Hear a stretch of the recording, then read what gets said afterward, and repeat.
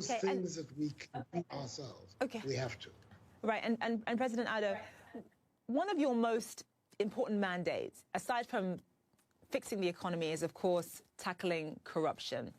Are you proud of the way your government has dealt with corruption, and what steps specifically have you made in trying to root it out?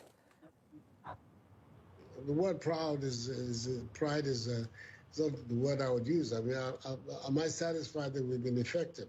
And I would say that yes, a lot has been done, and it's reflected in Ghana's growing position on rankings on corruption in the world.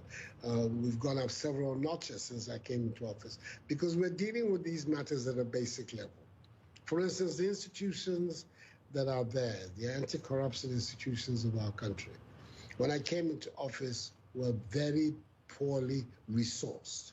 You can talk all you like about corruption and inveigle and make all the wonderful state, but if the instruments at your disposal for dealing with it are weak and blunt, you will get no results. President Addo, some people are upset that the Auditor General was forced out of a job, and one of his important mandates was rooting out corruption.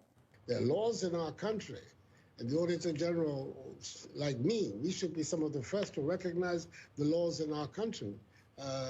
There's a time for retiring, which is prescribed by statute. They're not my-making. If you're 60 years old, you're supposed no longer to be able to work in the public service. The Auditor General came to 60 years old and had to retire. So the expression, and I say so with great respect to you, Mike, of forcing out, well, he was not forced out of government.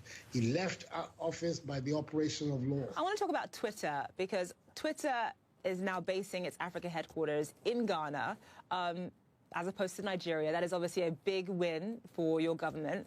How are you making sure that you attract other companies to Accra as well? And most importantly, how are you ensuring that local businesses in Ghana are able to also open up offices abroad successfully and expand their business overseas? What it is that what we're trying to do here in Ghana is to create a level playing field for businesses, whether foreign or domestic, so that people can feel free and feel confident about investing in our economy.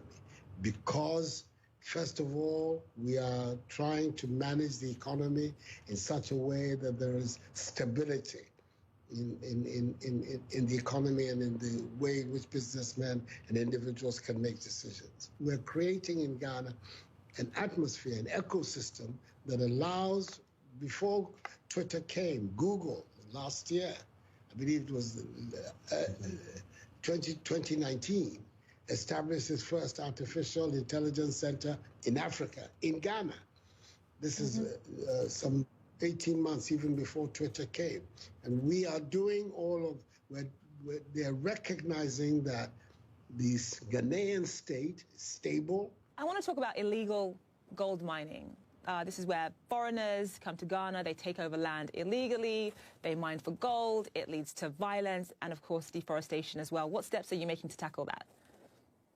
Well, we're determined to come to grips with it. In fact, this week, a major operation has been authorized by me, by the armed forces, to clear our rivers of all the delinquent machinery that is devastating and polluting our waters. They're called Shan fines.